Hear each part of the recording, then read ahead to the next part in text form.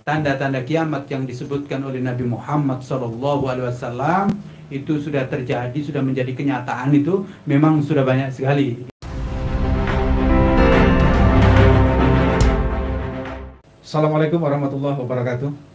Alhamdulillah rabbil alamin. Wassalatu wassalamu ala asrafil anbiya wal mursalin wa ala alihi wa sahbihi rasulillahi ajma'in. Allahumma salli ala sayyidina Muhammad wa ala sayyidina Muhammad.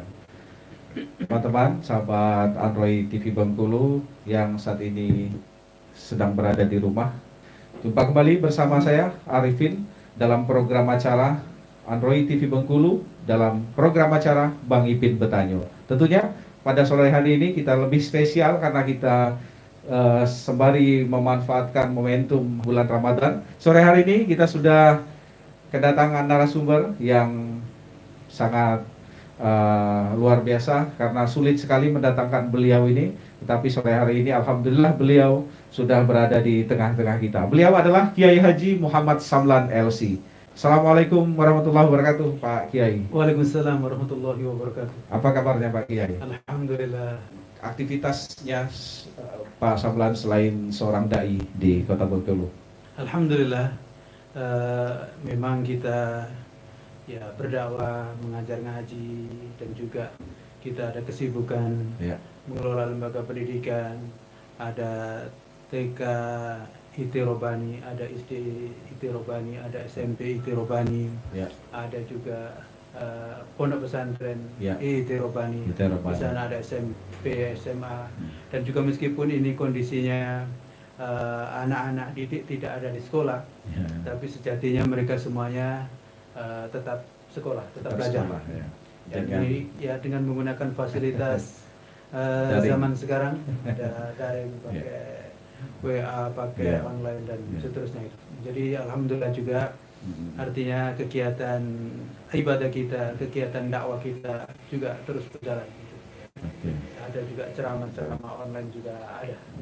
Yayasan Pendidikan Ustadz semuanya dihentikan kegiatan belajar mengajar di sekolah ya. Di sekolah, ya. Bukan berarti dalam arti dihentikan secara keseluruhan, tetapi di sekolah. Kemudian yang di pondok pesantren juga ya Ustadz ya. Substansinya masih tetap berjalan.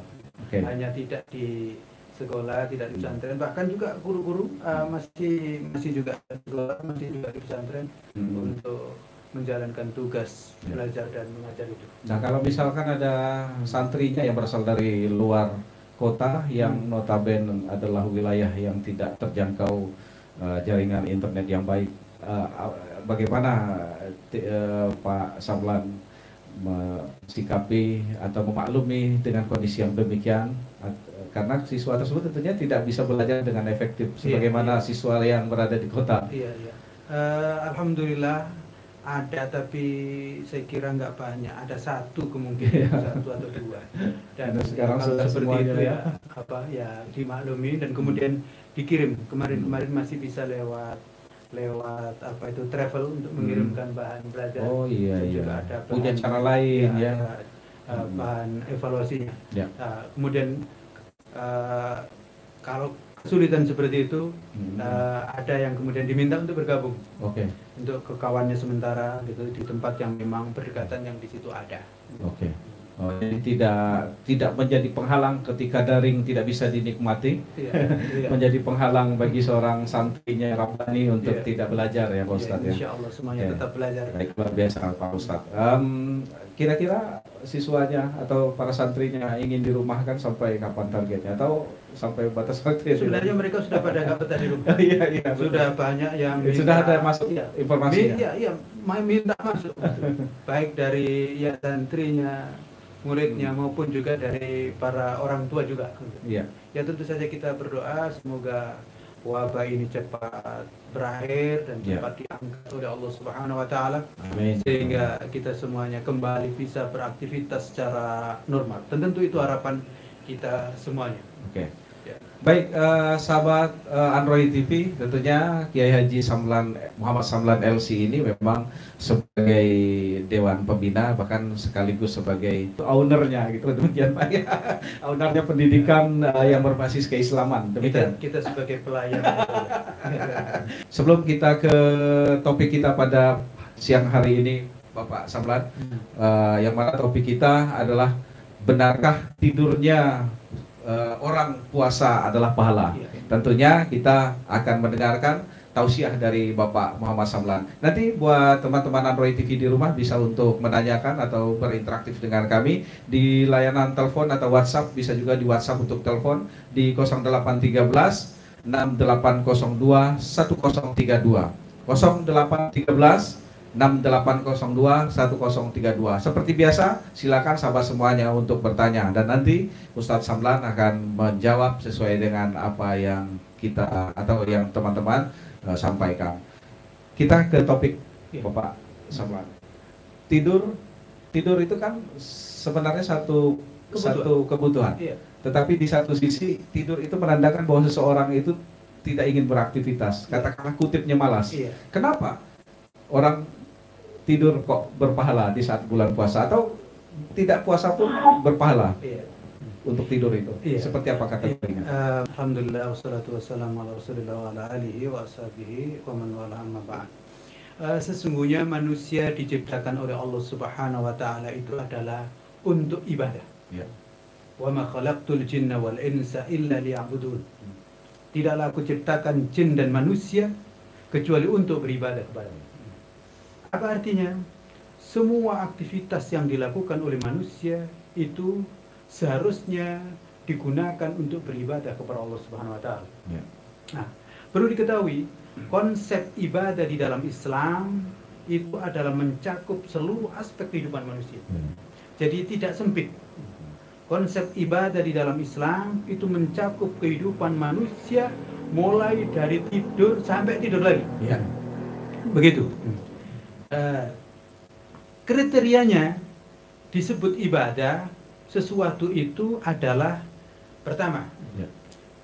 perbuatan itu baik, perbuatan itu benar, perbuatan itu tidak merupakan pelanggaran, dan itu dilakukan semata-mata mengharap ridho Allah Subhanahu wa ta'ala. Nah, itu.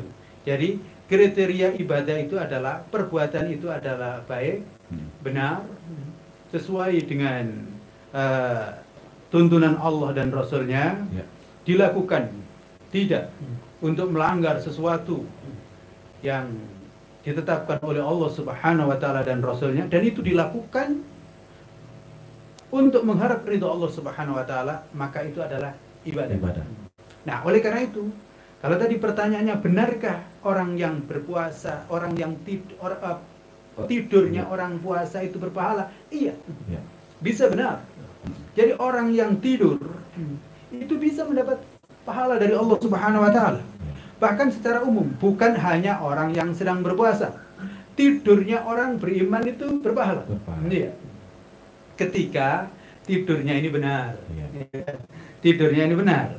Karena memang tidur ini dibenarkan oleh Allah Subhanahu wa taala. Kita hidup ini memang harus tidur. Tidur itu sama dengan makan. Ya. Tidur itu sama dengan makan. Tidur itu sama dengan makan. Tidur itu sama dengan minum, tidur itu sama beraktivitas, termasuk juga berkeluarga, hubungan suami istri, dan seterusnya. Nah, itu kalau dilakukan dengan benar, dengan baik, tidak dalam rangka melanggar tata aturan Allah yang lainnya, dan itu diniatkan untuk mendapat pahala, untuk mengharap ridho dari Allah, maka itu ibadah. Dan karena itu nggak salah kalau tidurnya orang yang berpuasa itu berpahala, karena memang ini ada hadisnya. Ada hadisnya. Meskipun hadis ini dhaif, tapi hadis ini populer. Dikemukakan oleh Imam Ghazali di dalam kitab Ihya. Ibnu Taimiyah juga menyebutkan di dalam kitab Al-Iman. Hadisnya ini indah sekali. Naumus sha'im ibadah. Tidurnya orang yang berpuasa itu ibadah. Wasumtuhu tasbih. Diamnya, enggak bicaranya, itu tasbih. Wa du'auhu mustajab. Doanya itu mustajab. Wa amaluhu mutadha'af. Dan amalnya itu dilipat gandakan. Wa dzambuhu maghfur. Dan dosanya itu diampuni. Hadis ini diriwayatkan oleh Imam Baihaqi tapi disebutkan memang hadis ini dhaif, hadis ini lemah. Sebagian ada yang mengatakan hadis ini mudhu, lemah, tetapi bukan palsu ya. Ada yang menyebutkan palsu, ya ada yang menyebutkan palsu. Tapi memang ini ada dalam kitab-kitab yang mu'tabar, tapi memang dijelaskan oleh para ulama hadis ini dhaif. Tapi kenapa banyak para ulama yang masih menyebutkan hadis ini? Karena sebenarnya hadis ini bisa dimaknai secara positif. Bagaimana memaknainya secara positif? Orang yang tidur, orang yang berpuasa dan itu tidur, artinya tidurnya itu memang dilakukan sebagai kebutuhan dan untuk kesehatan ya. Untuk kesehatan ya, untuk kesehatan, termasuk apalagi hari-hari ini. Hari-hari seperti ini kan memang tidur itu baik, ya kan? Daripada beraktivitas yang tidak ada gunanya. Kesana kemari yang tidak ada gunanya, lalu kemudian justru membuang-buang waktu yang percuma, lalu kemudian membahayakan kesehatan, ya kan? Lalu juga kemudian berbicara yang tidak baik, maka tidurnya orang yang berpuasa seperti itu berpahala, gitu. Nah, ini jangan sampai dimaknai yang negatif. Lalu kemudian isinya itu hanya tidur saja, gitu. Nah, kalau isinya hanya tidur saja, seharian penuh tidur, mulai dari subuh sampai maghrib tidur. Nah, ini yang tentu saja tidak benar. Apalagi kalau sampai kemudian tidur lalu nggak sholat. Setelah sahur langsung tidur, nggak sholat subuh akhirnya. Lalu kemudian nggak sholat duhur, nggak sholat asar. Ya ini tentu saja tidur yang tidak benar. Karena maknanya kalau dia tidur seharian dipastikan udah tidak sholat. Iya, nggak sholat dan kemudian banyak meninggalkan aktivitas yang lainnya. Jadi kalau tidur di sini tidak dimaknai sebagai bentuk kemalasan, maka ya bagus, masih yang positif. Tapi kalau tidur di sini sebagai bentuk kemalasan, tidur-tiduran saja lalu kemudian tidak beraktivitas yang positif, maka Islam memang tidak mengajarkan seperti itu. Orang yang berpuasa, meskipun kita berpuasa, tetap kita beraktivitas yang positif, gitu. Tidak terlalu banyak tidur, kita bahkan sibuk membaca Al-Quran, kita juga sibuk beraktivitas dan lain sebagainya. Jadi kalau kemudian membaca Al-Quran terus menerus, lalu kemudian sampai kita tidak memperhatikan kesehatan, juga kemudian tidak memperhatikan anak, istri, ya itu nggak baik juga. Nah, disinilah konsepsi ibadah di dalam Islam itu bersifat menyeluruh dan seimbang. Jadi di sini ada kasus dulu itu ada sahabat yang bertekad mau puasa nggak tidur, mau sholat nggak tidur, tidak juga mau berhubungan dengan istri. Dan kemudian Nabi mengatakan, wallahi ana inni la akhsakum lillah wa atqakum lillah. Ketahuilah sesungguhnya aku itu orang yang paling bertakwa kepada Allah, orang yang paling takut kepada Allah. Walakinni asumu wa ana, tetapi walakinni asumu wa uftir wa usolli wa ana wa atazawwajun nisa. Tetapi aku itu sholat, aku juga tidur, aku puasa juga aku berbuka, dan aku juga tetap menggauli istri dan seterusnya. Artinya nikah. Jadi apa artinya? Konsepsi ibadah di dalam Islam itu bersifat menyeluruh. Jadi tidur itu termasuk ibadah, sholat itu ibadah, puasa ibadah, tidur ibadah, makan ibadah, termasuk juga berkeluarga itu adalah ibadah. Ketika kita berbicara hadis ini palsu atau doif, hadis itu tidak harus sahih. Hadis dhaif itu kalau bukan untuk membangun hukum, itu boleh. Artinya nggak apa-apa dikemukakan dan kemudian diterangkan. Hadis dhaif itu nggak boleh untuk membangun hukum. Jadi kalau untuk membangun hukum baru tidak boleh memang menggunakan hadis dhaif. Membangun hukum maksudnya? Artinya mengatakan halal dan haram berdasarkan hadis dhaif. Mengatakan hukumnya ini wajib, ini sunnah berdasarkan hadis dhaif, itu nggak boleh. Nah kalau yang terkait dengan tidur tadi itu kan tidak untuk membangun hukum, hanya menyebutkan bahwa tidurnya orang yang berpuasa itu ibadah.